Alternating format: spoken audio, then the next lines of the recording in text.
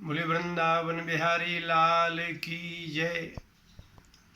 आप लोग कभी आंख बंद करके अपने विषय में भी सोचो, कभी अपने मन के विषय में सोचो और आंख बंद करके 1 सेकंड के लिए 2 मिनट के लिए ईमानदारी से सोचो, आपका मन कहाँ लगता है।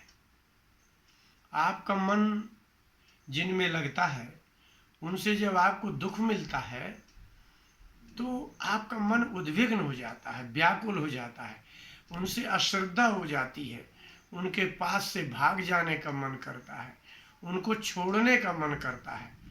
संसार में कोई ऐसा व्यक्ति है जो आपको कभी दुख न दे सकता हो? कभी नहीं। चाहे जितने दिन बने रहो, न वो कभी आपको बुरा बोलें, न आपको बुरा मार्ग बताएं और न ही बुरे में सहयोग करें। समय समय पर आपको सचेत करें, जिसके कर्म का परिणाम बताएं। ऐसा कोई आदमी आपने कभी देखा है जिसने जो कभी आपको बुरा ना बोले, जो आपको कभी दुख ना दे? कभी माने आप स्वप्न में भी नहीं सोच सकते कि वो व्यक्ति हमें दुख देंगे। अच्छा, आप जिनके साथ रह रहे हैं, जिनके बीच में रह रहे हैं, तो क्या ये बता सकते हैं क्या उनसे कभी आप दुखी नहीं रहे होंगे? कभी उन्होंने आपको दुखी ना किया हो या आपने उनको कभी दुखी ना किया हो? ऐसा कोई व्यक्ति आपके पास है?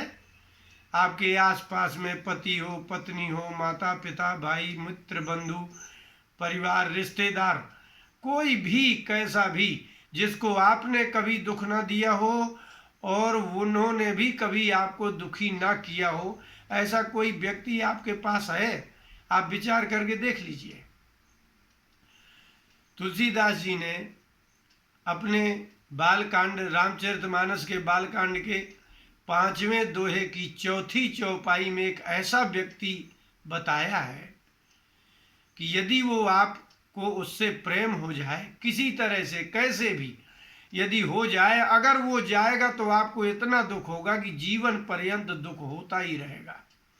उनसे अलग होने में आपको जीवन पर्यंत व्याकुलता बनी रहेगी, छटपटाहट बनी रहेगी।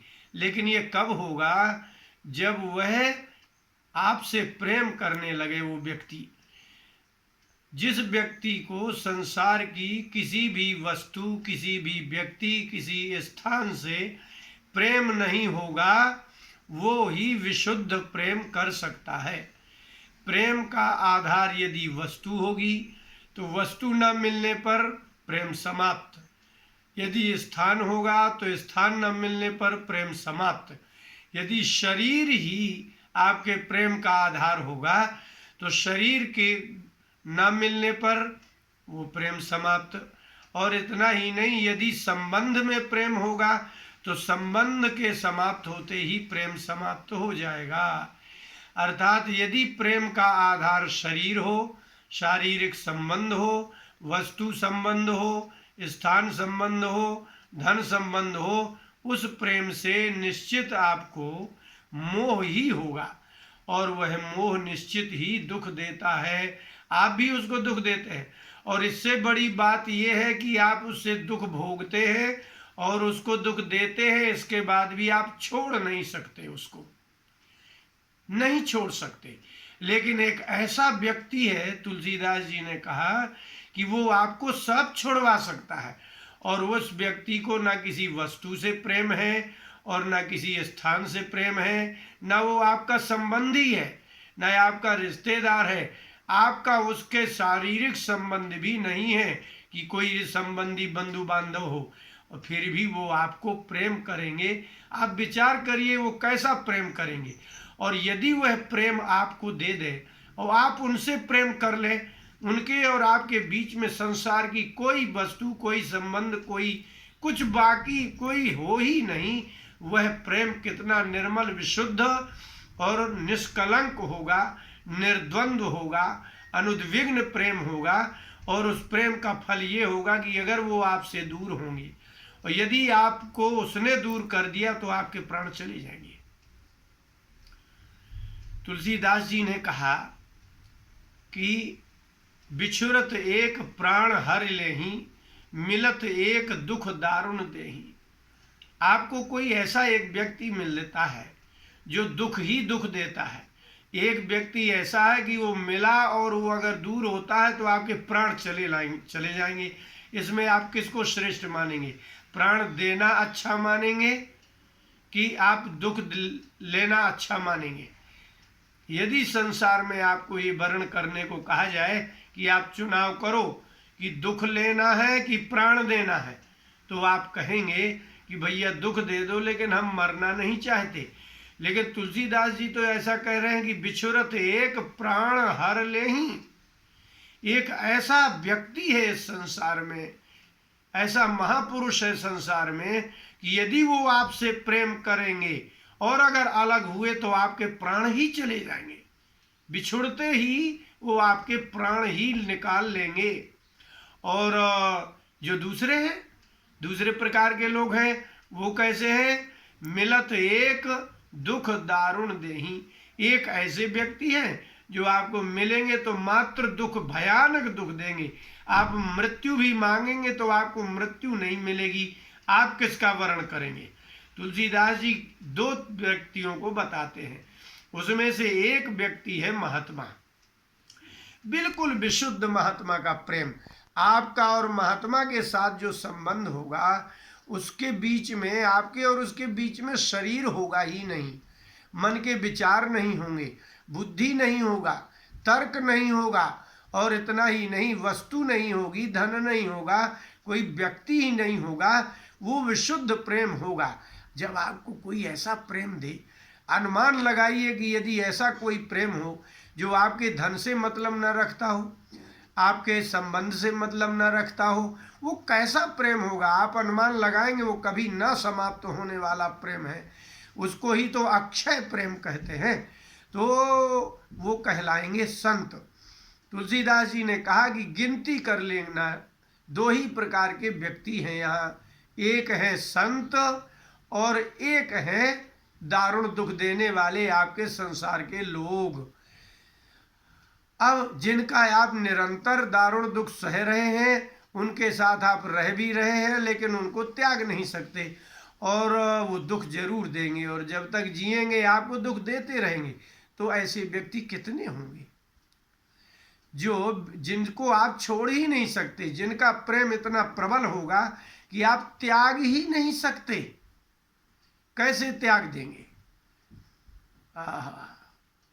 कैसा प्रेम होगा वो, जिसके बीच में कुछ होगा ही नहीं, संसार का कोई पदार्थ नहीं होगा। उसी का नाम है विशुद्ध प्रेम। आप जिस प्रेम के लिए तड़प रहे हैं, जिस प्रेम के प्यासे हैं आप, जिस प्रेम के कारण आप धोखा खाते हैं, वो प्रेम सिर्फ महात्मा दे सकते हैं, जिनमें न धोखा हो, न छल हो, न कपट हो, न स्वार्थ हो, न संबंध हो। 11वें स्कंद में भगवान ने कहा, यावद यस्य ही संबंधा ममत्वम तावदेव ही। जब तक जिससे जैसा संबंध होगा तभी तक ममता रहती है। अगर संबंध समाप्त हो जाता है तो ममत्व समाप्त हो जाता है। संसार का प्रत्येक संबंध ममत्व से भरा है और वह संबंध नष्ट होगा। लेकिन महात्मा का जो संबंध है, आप एक बार कभी, लेकिन ऐसा महात्मा तो खोजना पड़ेगा आपको अपना एक लोटा डोरी लेकर के सारे संसार का मोह त्याग करके ऐसे व्यक्ति की खोज करना होगी जो सिर्फ प्रेम जानता हो, दुख देना जानता ही ना हो। ऐसा महात्मा जिसको दुख देना ना आता हो, ऐसा महात्मा जिसको दूसरों का दुख अपमान सहन करना आता हो, इसके बाद भी प्रसन्नता ही देना आता हो, स्वयं अनादर सहता हो लेकिन दूसरों को आदर देता हो, ऐसा निस्वार्थ जिसमें कुछ संबंध हो ही नहीं, वो ही महात्मा है। इसी संसार में पैदा होते। जलज जोक जिम गन बिलगाही, जैसे आपके पानी में जोंक भी पैदा होती है, कमल भी पैदा होता है, लेकिन कमल का तो सभी इस कमल की स्पृहा करते हैं, कामना करते हैं, लेकिन कोई कीचड़ की थोड़ी, गोंच की, जोक की थोड़ी। इसी प्रकार से आप ये सोचें कि संसार में ऐसा कोई है नहीं जो हमें प्रेम कर सके। वास्तविकता तो ये है कि आप ऐसा प्रेम करने को तैयार नहीं है। आपका प्रेम जितना है संबंध के कारण है, आपका प्रेम जितना है किसी वस्तु के कारण है, आपका प्रेम जितना है वो स्थान के कारण है। लेकिन आपने तो खुद कभी किसी से आज तक ऐसा प्रेम नहीं किया जिसमें कोई वस्तु, व्यक्ति, संबंध, स्थान, स्वार्थ ना हो। तो बिना स्वार्थ का जब आपने स्वयं कभी प्रेम नहीं किया तो बिना स्वार्थ का प्रेम करने वाले व्यक्ति की खोज भी आप कैसे करेंगे? आपको तो सदा ही स्वार्थ से ही सिद्ध होने वाले क्षण प्रेम का आपको आदत है। इसलिए तुलसीदास जी ने कहा कि इस संसार में भगवान और महात्माओं के अलावा, लेकिन महात्मा ऐसे नहीं मिलेंगे। उत्तरकांड में काकभूषुंड जी ने कहा, संत विशुद्ध मिलहि परते ही, राम कृपा कर चितवाजे ही। भगवान श्री राम ने जिन पर बड़ी कृपा दृष्टि की होगी, देखा होगा, उनको ही ऐसे विशुद्ध संत मिलेंगे जिनको आपके किसी भी तथ्य से मतलब नहीं है, संसार की कोई पदार्थ से मतलब नहीं है, चिंता से मतलब नहीं है। यदि ऐसे संत को खोजना हो, अगर वो आपको प्रेम दे देंगे तो आपके, अगर वो आपको छोड़ने लगे तो बिछुरत एक प्राण हर ले ही, उनको वो आपको बिछोड़ेंगे एक क्षण के लिए भी। अगर वो चले गए तो निश्चित आपके प्राण चले जाएंगे। और यदि कोई दुष्ट मिलेगा तो दुख के अलावा क्या देगा? अभी आपको सुबह से शाम तक जो लोग मिलते हैं, आपको कभी किसी ने सुख की बात की है? कभी ने किसी ने निस्वार्थ प्रेम की बात की है? दुख के अतिरिक्त कोई बात करता ही कहाँ है? संसार का कोई व्यक्ति मिलता है, दुख के अलावा बात ही कहाँ करता है? इसलिए अभी आप ये समझ लीजिए कि आपको अभी तक ना कभी प्रेम मिला है और ना कभी प्रेम मिला है, और शायद आप अपने बस ऐसे ही बैठे रहे आशा में कि हमें कोई शुद्ध प्रेम करे, बिना स्वार्थ का करे। वो कभी असंभव ही नहीं है। आप बीच में रहेंगे, सबके सामने रहेंगे, साथ में रहेंगे, संभव ही नहीं है।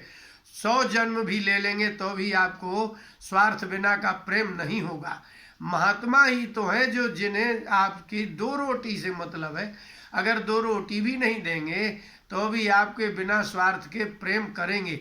लेकिन ऐसे संत ढूंढने के लिए आपको कितना शरीर खर्च करना पड़ेगा, आपको त्याग करना पड़ेगा। अच्छा, एक बात है, यदि आपका संबंध होता है तो किससे होता है?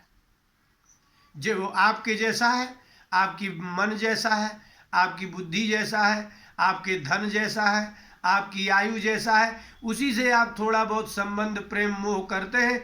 लेकिन जो आपके जैसा नहीं है उससे आपको प्रेम नहीं होता।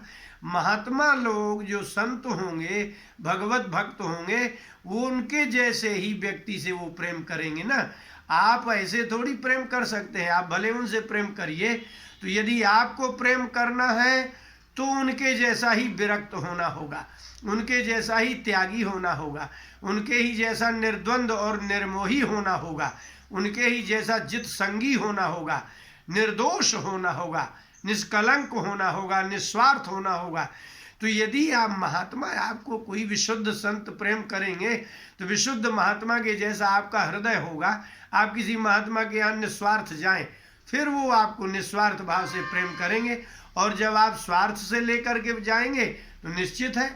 इसीलिए तुलसीदास जी ने एक बहुत गजब बात कही कि मैं रामायण लिखने जा रहा हूँ, मैं कुछ कह नहीं रहा, लेकिन आप अज्ञानी हैं, आपको धोखा ना हो जाए, कहीं किसी ऐसे व्यक्ति के अधीन ना हो जाए जो आपको ज्ञान भी ना दे, कल्याण भी ना बताए, मुक्ति भी ना बताए, कोई मार्ग सन्मार्ग ना बताए। इसलिए उन्होंने कहा कि बंदऊ संत असज्जन चरना। मैं तो संसार में जितने संत हैं, जितने असज्जन दुष्ट हैं, सभी को प्रणाम करता हूँ। अब आपको निर्णय करना है कि आपको दुख, यदि आजीवन दुख भोगना है तो वो तो मिलेंगे और आपको दुख देंगे, मिलत एक दुख दारुण नहीं। और यदि विशुद्ध प्रेम, निस्वार्थ प्रेम, निर्विकार प्रेम, निस्संदेह प्रेम चाहिए तो महात्माओं की ही खोज करनी पड़ेगी। और आप जो वेशभूषा देख करके, कुछ वक्तृत्व शैली की चतुरता देख करके महात्मा समझ लेते हैं, वो आपका भ्रम है। अभी महात्माओं को पहचानने की आपके पास कोई दृष्टि नहीं है। भगवान ने गीता में अर्जुन से कहा कि मुझे देखने के लिए मैं तुम्हें दिव्य दृष्टि दूंगा, तब तुम देख सकते हो। दिव्यम ददामि ते चक्षु, मैं तुम्हें दिव्य चक्षु दूंगा तब पहचान सकते हो ना। इसलिए महात्माओं को पहचानने के लिए आपके अंतःकरण के प्यास चाहिए, सत्य की खोज चाहिए, सत्य और निर्मलता की आग्रह चाहिए, दृढ़ निश्चय चाहिए। तब आप खोजते खोजते खोजते खोजते अंत में ऐसे महात्मा के पास मिल ही जाएंगे। महात्मा भी मिल जाएंगे, लेकिन आप जैसे बैठे शांत घर में बैठे हैं, सोचेंगे कि आपको महात्मा मिल जाएंगे, आपका बड़ा कल्याण हो जाएगा, बड़ा पुण्य हो जाएगा, वो नहीं होने वाला है। इसी तुलसीदास जी ने कहा कि संत का प्रथम लक्षण है कि विछुरत एक प्राण हर ले ही। अगर वो आपसे पृथक होते हैं, वो आपको त्यागें या आप उसको त्यागें, तो आपके ऐसा लगे जैसे प्राण निकल रहे हैं। इतनी वेदना हो, इतनी प्यास हो, उस संत के प्रति इतनी तृष्णा हो, इतनी लगन हो कि संसार को आप त्यागने में समर्थ हो जाएं। तो जिनको महात्माओं से प्रेम होता है वो संसार को चुटकियों में त्याग देते हैं, और जिनको संसार से प्रेम होता है उसको महात्मा चुटकियों में त्याग देते हैं। बोले वृंदावन बिहारी लाल की जय।